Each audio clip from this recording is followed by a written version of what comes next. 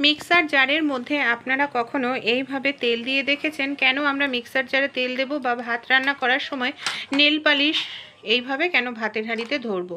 চলুন তাহলে আজকের এমনই কিছু অসাধারণ টিপস আমরা দেখে নিই। প্রথম যে টিপসটি শেয়ার করছি, অনেক সময় দেখা যায় আমরা এই ধরনের যে মশলাগুলো নিয়ে আসি, হয়তো কিছুটা মশলা আমরা কৌটোয় ঢেলে রেখে দিই, বাকিটা প্যাকেটের মধ্যে রেখে দিলে দেখা যায় বেশি দিন পর্যন্ত মশলাগুলো ভালো থাকে না। খুব অল্প দিনের মধ্যেই মশলা দলা পেতে যায়, নষ্ট হয়ে যায়। তো এইভাবে মশলার প্যাকেটটাকে গুটিয়ে নিন। তারপর আমাদের বাড়িতে যখন নতুন কোনো শার্ট বা গেঞ্জি নিয়ে আসি, এই ধরনের যে পিনগুলো পাই এগুলোকে ফেলে না দিয়ে আমরা এইভাবে টাইট করে মশলার কৌটোগুলোকে রেখে দিলে ভালো থাকে। তাছাড়াও আরও একটি টিপ শেয়ার করব কিভাবে আপনারা সিল করতে পারবেন মশলার প্যাকেট। চলুন দেখে নিই। এখানে আমি একটি কাঁটা চামচ ভালো করে গরম করে নিয়েছি।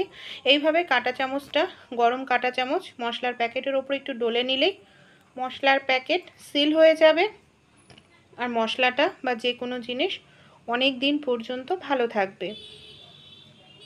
পরবর্তী যে টিপসটি শেয়ার করব, এখানে আমি নিয়ে নিয়েছি 10 টাকার একটি কয়েন। 10 টাকার যে এই ধরনের কয়েনগুলো আছে এর মধ্যে 3টে ধাতু থাকে, তামা, ব্রোঞ্জ, অ্যালুমিনিয়াম। একটি পাত্রের মধ্যে নিয়ে নিলাম। এবার 1 কোয়া রসুন নিয়েছি। রসুনের কোয়াটাকে এইভাবে আমি কুচি করে কেটে নিচ্ছি। এর মধ্যে আমি দিয়ে দিচ্ছি 1 চামচ পরিমাণ মতো সরিষার তেল। গ্যাসের ওপর এটাকে ভালো করে গরম করে নেব। কি কাজে ব্যবহার করব? বর্ষাকালে অনেক সময় আমাদের অনেকেরই দেখা যায় নখকুনির সমস্যা হয়, পায়ে অসহ্য যন্ত্রণা হয়, ব্যথা হয়, ইনফেকশান হয়ে যায়। সেক্ষেত্রে আপনারা এইভাবে একটি তেল গরম করে নিয়ে যেখানে নখকুনি হয়েছে সেই জায়গায় লাগান, দেখবেন আরাম পাবেন, ব্যথা কমে যাবে, সেই সঙ্গে নখকুনির সমস্যাও দূর হবে। এই ধরনের কাঁচি প্রত্যেকের বাড়িতেই থাকে, কোনো কিছু কাটার জন্য ব্যবহার করি, কিন্তু অনেক সময় দেখা যায় কি হয়, এই ধরনের কাঁচিগুলোতে জং ধরে যায়, কিছু কাটা যায় না। তাই একটি কাজ আপনারা করতে পারেন। এখানে দেখুন আমি নিয়ে নিয়েছি টুথপেস্ট, সাদা কালারের টুথপেস্ট, 10 মিনিট মতো লাগিয়ে রেখেছিলাম। এরপর কি করব, এখানে আমাদের বাড়িতে লোহা পরিষ্কার করার যে এই ধরনের শিরিষ কাগজ থাকে, শিরিষ কাগজ দিয়ে খুব ভালো করে এবার আমি এইভাবে একটু ডলে নিচ্ছি। এইভাবে যদি শিরিষ কাগজ দিয়ে আমরা ডলে নিই জং উঠে যাবে। জল দিয়ে ধোয়ার পর দেখুন কোনো রকম জং এর মধ্যে নেই। এরপর গ্যাসের ওপর এইভাবে ছুরিটাকে ধরে খুব ভালো করে না গরম করে নেব। এভাবে ধরে খুব সুন্দর করে গরম করুন। তারপর এই ধরনের যে কয়েনগুলো আছে 10 টাকা বা 5 টাকার কয়েন দিয়ে এইভাবে একটু ঘষে নিন। দেখবেন যে ছুরি বা কাঁচির ধার চলে গেছিলো ব্লেডের, খুব সহজেই ধার চলে আসবে। দেখুন প্রথমে কিন্তু কাটতে পারছিলাম না, এখন কত সহজেই কেটে নিচ্ছি। তাই ভালো লাগলে ট্রাই করে দেখবেন।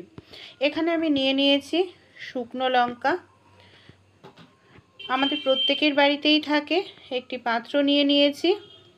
একটি কাঁচির সাহায্যে শুকনো লঙ্কাগুলোকে খুব ভালো করে এইভাবে ছোট ছোট পিস করে আমি কেটে নিচ্ছি। এখানে আমি নিয়ে নিচ্ছি ছাতু। আপনারা ছাতুর পরিবর্তে এখানে কিন্তু আটারও ব্যবহার করতে পারেন। 1 চামচ ডিটারজেন্ট পাউডার নিলাম।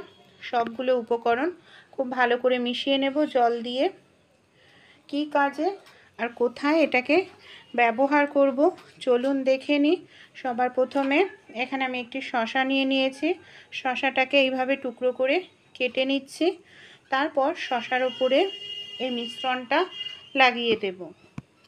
আর বাড়িতে যদি আপনাদের একান্তই শসা না থাকে তাহলে কি করবেন, এরকম খবরের কাগজ ছিঁড়ে তার উপরে এই মিশ্রণটা নিয়ে নেবেন। উপর দিয়ে একটু চিনি ছড়িয়ে দিলাম। আমাদের বাড়িতে অনেক সময় ভীষণ আরশোলার উৎপাত দেখা দেয়, তাই যেখানে বাসনপত্র রাখেন, খাবার দাবার রাখেন, রেখে দেবেন, দেখবেন এটা খেলে আরশোলা মারা যাবে। এই ধরনের মিক্সার জার আমরা প্রত্যেকেই ব্যবহার করি। মশলা করার পর মিক্সার জারটাকে কি করি, ধুয়ে উপুর করে রেখে দিই। কিন্তু ধুয়ে উপুর করে এইভাবে মিক্সার জারটাকে রাখলে দেখা যায় ব্লেডটার মধ্যে জং ধরে যায়, ব্লেডটার যে কাঁটাটা থাকে সেটা ঘুরতে চায় না, এমনকি ব্লেডটা আমাদের চেঞ্জ করতে লাগে। তাই একটি কাজ আপনারা করতে পারেন, ব্লেডটা ভালো থাকবে, সহজে নষ্ট হবে না। এখানে আমি নিয়ে নিয়েছি সরিষার তেল, যেটা আমাদের প্রত্যেকের বাড়িতেই থাকে। ব্লেডে আমি এইভাবে একটু সরিষার তেল দিয়ে দিচ্ছি। খুব ভালো করে এইভাবে সরিষার তেলটাকে দিয়ে লাগিয়ে নেব। পেছন দিকটাতেও দিয়ে দেব, তাহলে ব্লেডটাতে জং ধরবে না, অনেক দিন পর্যন্ত ব্লেডটা আমাদের ভালো থাকবে। চলুন পরের টিপসটি দেখে নিই। বর্ষাকালে দেশলাই কাঠিতে দেখা যায় ড্যাম ধরে যায়, এমনকি দেশলাই কাঠি আমরা জ্বালাতে যাই, জ্বলতে চায় না, দেশলাইয়ের বক্সটাও নষ্ট হয়ে যায়, কাঠিটাও ছিঁড়ে মানে বারুদের অংশ খুলে যায়। সেক্ষেত্রে কি করবেন, যখন রান্নাবাড়ি করি গ্যাসের মাঝখানটা কিন্তু গরম থাকে, এইভাবে দেশলাইয়ের বক্সটাকে আপনারা কিছু সময় রেখে দিন। যেটা নরম হয়ে গেছে, ড্যাম হয়ে গেছে, সেই দেশলাইয়ের বক্সটাকে এইভাবে রেখে দিলে কিছু সময় পর, মানে 2-3 মিনিট পর দেখবেন যে কাঠিগুলো ড্যাম হয়ে গেছিলো, সেই কাঠিগুলো খুব সহজেই আপনারা আবার ইউজ করতে পারছেন, জ্বালাতে পারছেন, এমনকি কোনো রকম সমস্যা হচ্ছে না। পরের টিপসটি চলুন দেখে নিই।